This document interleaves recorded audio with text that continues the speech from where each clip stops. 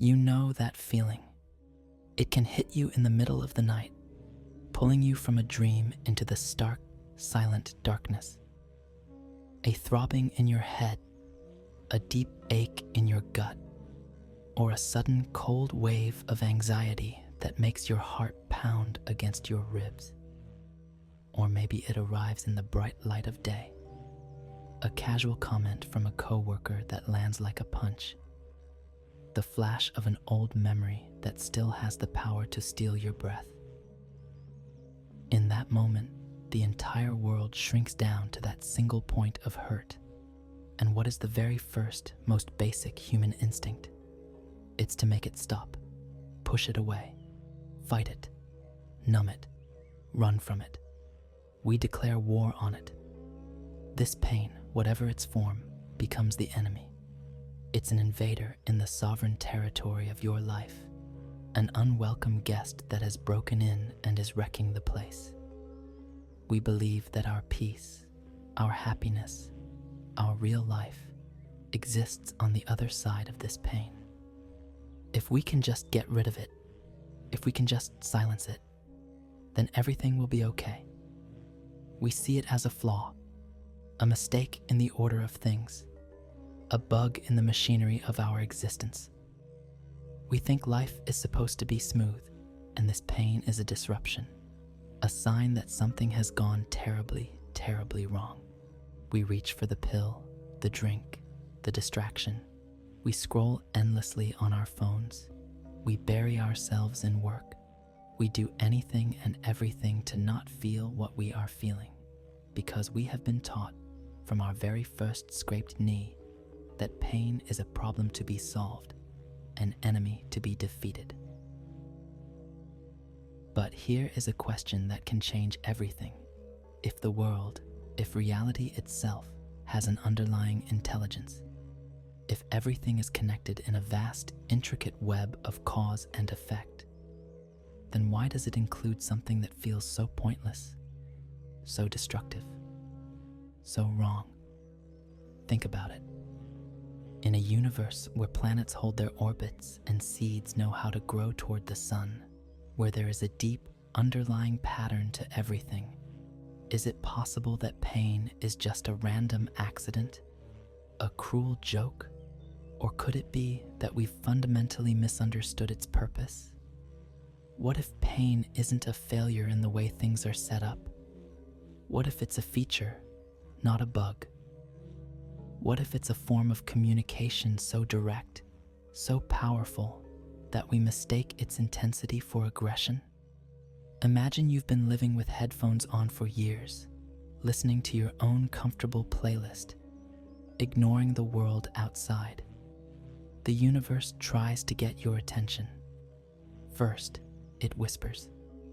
That quiet little feeling of unease you can't quite name. The nagging sense that something isn't right in your job or your relationship. You turn the music up a little louder. Then reality taps you on the shoulder. A coincidence that feels a little too strange. A recurring argument that keeps coming back to the same point. You shrug it off and keep dancing to your own tune. So, reality has to escalate. It has to shout. And that shout is what we call pain. The searing emotional agony of a heartbreak, the chronic ache in your lower back, the suffocating grip of a panic attack. It's not the problem itself. It is a signal. It's a messenger that has been trying to deliver a vital piece of information, and it will not be ignored any longer. The pain is the alarm bell, not the fire. We spend all our energy trying to smash the alarm bell because the noise is unpleasant, all while the house is burning down around us, unseen. The pain is the check engine light on your car's dashboard. You don't get angry at the light. You don't cover it with tape and pretend it isn't there. You understand it's not the problem. It's a helpful indicator pointing you toward the real problem under the hood. The light is your friend. It's trying to save you from a much bigger breakdown down the road. Our physical and emotional pain works in exactly the same way. It is a compass, but it doesn't point to what's wrong with you. It points to where you have abandoned yourself. It shows you precisely where you are living out of alignment with your own truth. That headache isn't random.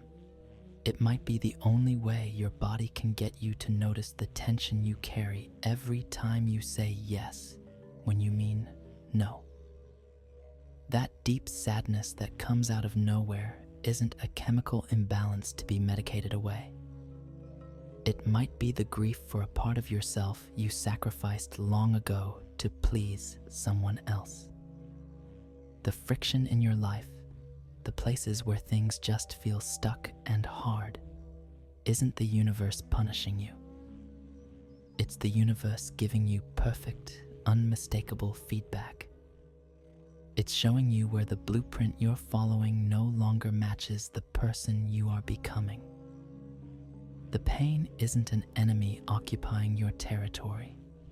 It is the most loyal part of you, the part that has refused to be silenced, speaking up on behalf of your deepest self. It is a teacher, arriving in a disguise that ensures you will finally pay attention. The curriculum is your own life, and the only assignment is to stop fighting and, for the first time, truly listen to what it has been trying to tell you all along. We've been trained to see our lives as a battle against hardship, a struggle to achieve a state of permanent comfort. But the architecture of reality isn't built for permanent comfort. It's built for growth. It's built for awareness, and awareness often requires us to feel the very things we've been trying to avoid.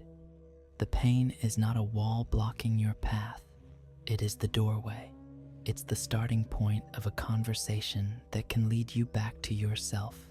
And the moment you turn toward it with curiosity instead of fear, the entire dynamic changes. The teacher has been waiting patiently for the student to be ready. By the way, our shared space of light and awareness is on its way to 100,000 people. Thank you to everyone who subscribes and brings this moment closer.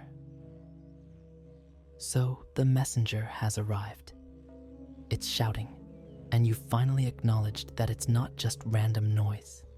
The next step is the hardest and the simplest. It requires a fundamental shift in your orientation. For your entire life, your question when confronted with pain has been, how do I make this go away? You've treated it like an equation to be solved, a pest to be exterminated. Now, the new question must become, what are you trying to show me?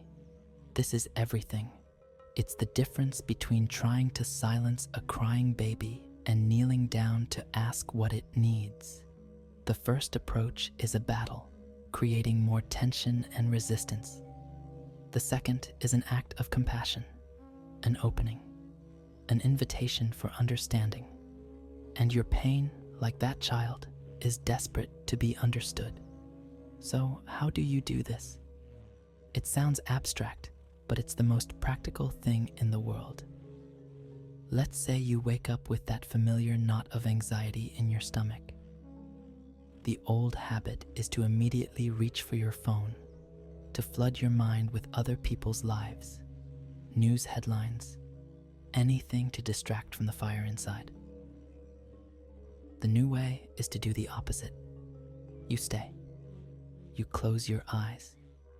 You put a hand on your stomach where you feel the tightness, and you just breathe. You don't try to fix it. You don't analyze it. You don't judge yourself for feeling it.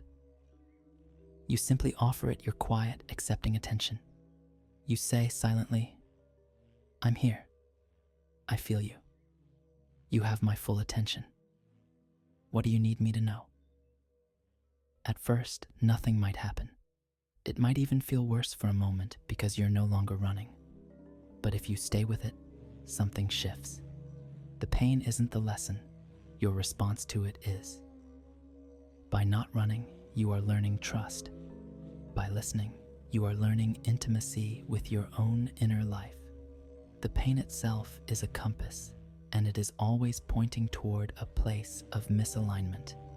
It's an exquisitely precise instrument showing you exactly where you are living according to an old, outdated rule that no longer fits who you are. That chronic pain in your neck and shoulders. Ask it what it's trying to show you. Perhaps it will reveal the immense weight of other people's expectations you've been carrying as your own. You might be living by an old blueprint that says, "My worth comes from pleasing everyone," a rule you learned as a child that is now, quite literally, breaking your back as an adult. What about that sharp pang of envy you feel when you see a friend succeed? The old way is to feel shame and push it down. The new way is to sit with that uncomfortable feeling and ask it, "What are you pointing to?" And the envy will answer. It will show you a deep, unmet longing within yourself. It's a compass pointing directly at a dormant passion or a dream you told yourself was unrealistic. The envy isn't the enemy. It's a roadmap to your own buried treasure. Think about the recurring arguments in your relationships, that friction, that painful cycle that seems to have no escape. That is a compass. It is pointing to a place where your need for safety is clashing with your need for freedom, or where an old childhood wound is being triggered over and over, begging to be seen and healed. The fight isn't about who left the dishes in the sink. The pain of the conflict is a signal, pointing to a much deeper truth that needs to be brought into the light. The mechanics of this transformation lie in acceptance. Not resignation, but a gentle, courageous allowance. When you sit with the discomfort without trying to change it, you stop feeding it with the energy of your resistance. This is how you collaborate with the natural, self-correcting flow of your own life. You create a space of stillness, and into that space, the information it carries can finally surface. It might come as a sudden memory. It might be a clear thought that cuts through the mental chatter. "I'm tired of being the responsible one." It might be an image, or just a deep, quiet sense of knowing. The pain has delivered its message, and often, once the message is received, the intensity of the signal can decrease. It has done its job. This doesn't mean all pain will magically vanish forever. It means your relationship with it will be transformed. It ceases to be a terrifying random invader and becomes a trusted, if sometimes difficult, guide. It becomes a partner in the process of you becoming more whole. Every ache, every sorrow, every frustration is a call to come back home to yourself. It's reality's way of ensuring you don't stray too far from your own path. It's the mechanism that guides your growth. We are all living in a time of profound change, a time where the old ways of being are falling away because they are causing too much pain. The world itself is in pain, and it is shouting, asking us to look at the misalignments, the outdated rules, the places where we have abandoned our connection to each other and to life itself. Your personal healing, your willingness to listen to your own pain, is a part of this larger transformation. By learning to read the signs within yourself, you learn to read the signs in the world. You begin to see the architecture of it all, the beautiful, intelligent, and compassionate way that everything is designed to guide you back to truth. Your pain is not a punishment. it is a privilege. It is the curriculum for your own awakening. If this video changed something in you, write in the comments, "I will listen to my pain." Write it as your promise. Nobody